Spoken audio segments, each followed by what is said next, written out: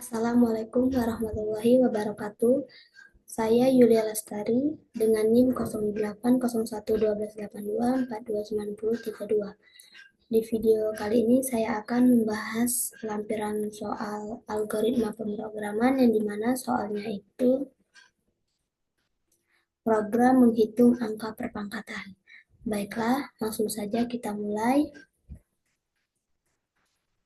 Yang pertama itu kita mulai dengan deskripsi program terlebih dahulu, yang dimana yang pertama itu mulai, lalu deklarasikan variabel X dan Y bertipe integer, dimana X variabel dan Y adalah nominal pangkat. Lalu yang ketiga, pertama kita akan proses terlebih dahulu pangkat. Jika Y sama dengan 1, maka hasilnya sama pada variabel X itu sendiri. Contoh, input 1 sama dengan 1, pangkat 1 sama dengan 1. Jika tidak, maka nilai pada variabel X akan diproses ke X dikali pangkat yang dimana X Y min 1. Contoh, input 3 sama dengan 3 dikurangi 1 sama dengan 3 pangkat 2 sama dengan 9. Lalu kita proses untuk bilangan pangkat yang akan dilakukan dalam bentuk faktorial. Dideklarasikan S dalam bentuk integer.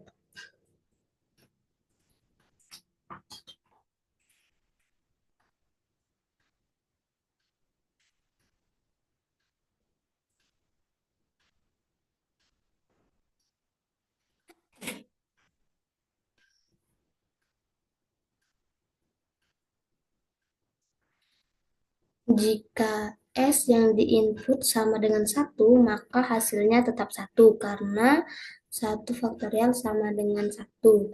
Jika tidak, maka diproses S dikali bilangan pangkat S min 1, di mana bilangan pangkat S min 1. Contoh, input 3 sama dengan 6, bilangan pangkat 3. 3 dikali bilangan pangkat 2. 2 dikali bilangan pangkat 1, maka returnnya 1. Setelah itu, kita akan mencari hasil jumlah dengan deklarasikan variabel N dalam bentuk integer. Jika N-nya sama dengan 1, maka hasilnya akan tetap 1. Jika tidak, maka akan diproses sum sama dengan bilangan pangkat atau N. Hasil pangkat sama dengan pangkat N dan sum. Return hasil pangkat plus jum N-1. Contoh, N sama dengan 3. Sum 6. Hasil pangkat 3 pangkat 6 sama dengan 729. Return 729 plus jum 2. Lalu dapat jum 2 di mana N sama dengan 2, sum sama dengan 2, hasil pangkat sama dengan 2 pangkat 2 itu sama dengan 4, return 4 plus jum 1, lalu dapat jum 1 sama dengan 1. Jadi jum 3 sama dengan 729 plus 4 plus 1 itu sama dengan 734. Program utama saat output menampilkan masukkan nilai M, kita akan memasukkan nilai dan dimasukkan di variabel M. Jika nilai yang kita inputkan kurang dari 1, maka outputnya akan menampilkan input harus bilangan bulat positif. Jika tidak, maka akan diproses total diisi dengan jum atau jum M. Contoh input 3, totalnya akan 734. Lalu output akan menampilkan hasil 734 dan selesai. Nah, di sini selanjutnya kita bahas episode code-nya, di mana di sini untuk variabel M total itu bertipe data integer, lalu begin. Tampilkan pesan, masukkan nilai M, lalu simpan di M. Jika M kurang dari 1, maka tampilkan pesan input harus bilangan bulat positif. And if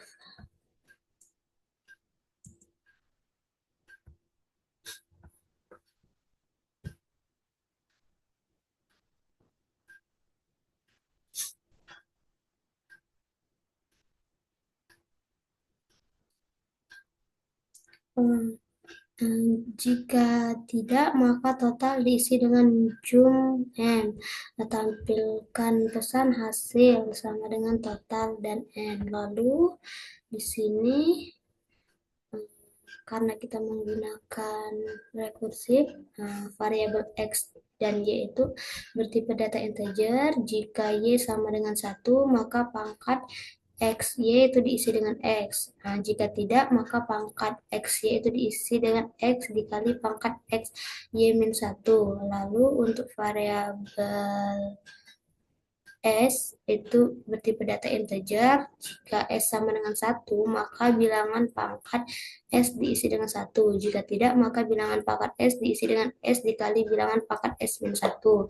Untuk variabel N, sum hasil pangkat itu bertipe data integer. Jika N sama dengan 1, maka jum diisi dengan 1. Jika tidak, maka sum diisi dengan bilangan pangkat N. Hasil pangkat diisi dengan pangkat n sum, lalu jum n diisi dengan hasil pangkat plus jum n 1. Lalu kita lanjut ke flowchart. Nah, di sini ada dua flowchart yang dimana ada fungsi pangkat dan fungsi main. Di mana di sini untuk fungsi mainnya kita start, lalu kita input M, lakukan proses M kurang dari I. Jika ya, maka akan menginput, input harus bilangan, jika tidak, maka akan menginput di input harus bilangan positif dan langsung ke ending. Dan jika ya, maka akan menginisialisasikan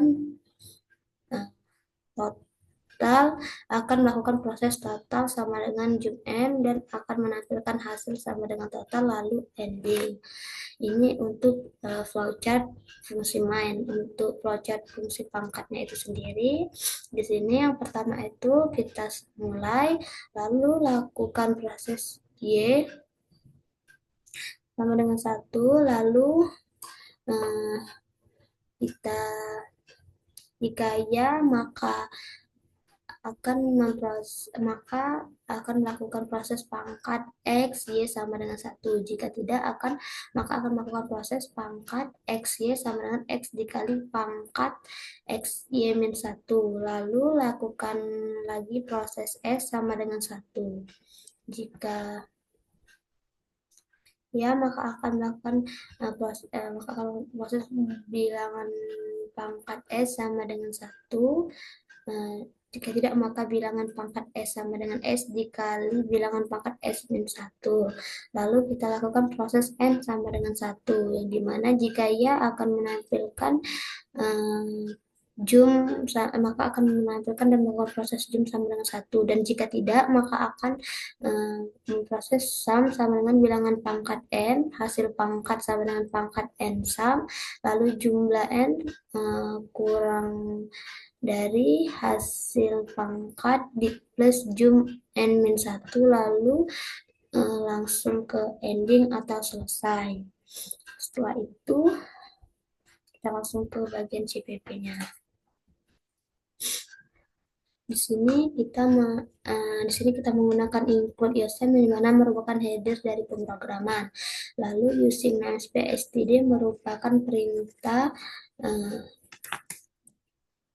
yang digunakan untuk mendeklarasikan kepada compiler bahwa kita akan menggunakan semua fungsi. Lalu di sini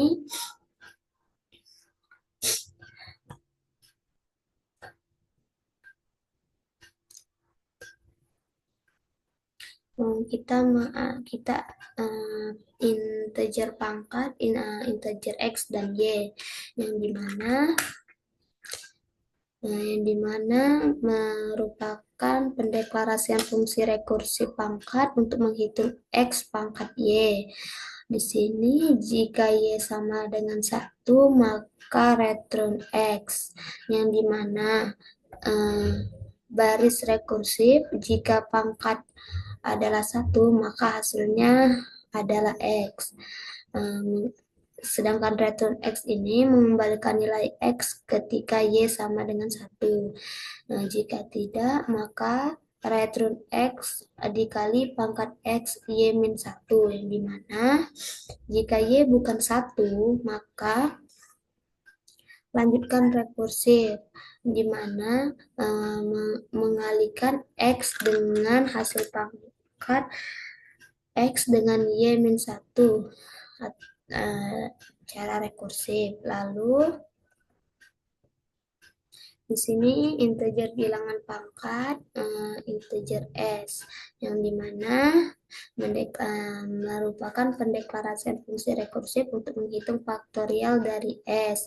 Lalu di sini jika S sama dengan 1, maka return 1. Nah, untuk if S sama dengan 1 ini merupakan baris rekursif. Jika S adalah 1, maka faktorialnya adalah 1. Maka return 1 ini mengembalikan nilai 1 sebagai hasil dari 1. Nah, jika tidak, else jika S bukan 1, maka lanjutkan rekursif. Return S dikali bilangan pangkat S min 1, yang dimana mengembalikan hasil S dikali dengan faktorial dari S min 1. Lalu untuk integer jum, integer n ini merupakan pendeklarasian fungsi rekursif jumlah yang akan menghitung hasil total berdasarkan aturan tertentu.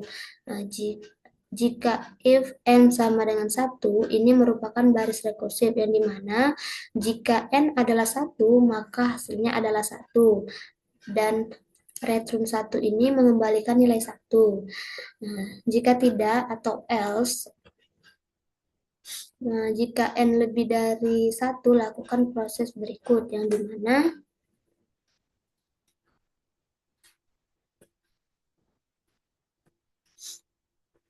di sini ada integer sum sama dengan bilangan pangkat, yang dimana menghitung faktorial dari N dan menyimpannya ke variabel sum. Lalu integer hasil pangkat sama dengan pangkat N dan sum, dimana menghitung pangkat N, pangkat N atau N faktorial dan menyimpannya ke variabel hasil pangkat. Lalu untuk return hasil pangkat plus jum N-1 ini mengembalikan hasil penjumlahan antara N pangkat N faktorial dan hasil rekursif jumlah N-1. Lalu di sini kita ke fungsi in-main-nya, yang dimana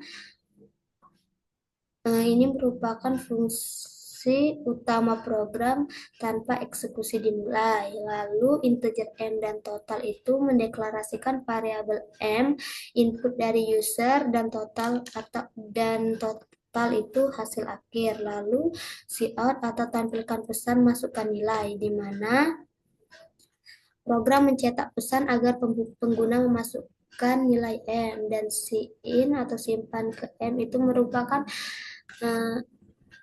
mengecek menerima input dari pengguna dan menyimpannya di variabel M. Lalu jika if M kurang dari 1, ini mengecek apakah input kurang dari 1 atau bukan bilangan bulat positif. Lalu di sini untuk cout input harus bilangan bulat positif, yang dimana menampilkan pesan kesalahan. Lalu return 1 ini menghentikan program dengan mengembalikan nilai 1 sebagai tanda error.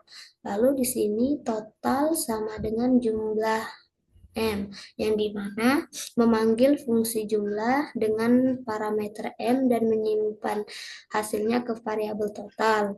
Lalu cout atau tampilkan pesan hasil, yang dimana menampilkan hasil perhitungan ke layar, dan tutup kurung awal ini menutup blok fungsi main. Nah, setelah kita buat codingannya, langsung saja kita run. Nah, di sini kita diminta untuk memasukkan nilai, yang dimana saya akan memasukkan nilai 7 dan kita enter. Nah, di sini untuk nilai 7 itu menghasilkan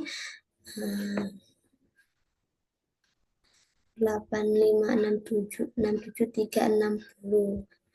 Ini untuk hasil dari nilai 7 tadi. Nah, mungkin itu saja penjelasan lampiran soal dari saya. Saya akhiri. Wassalamualaikum warahmatullahi wabarakatuh.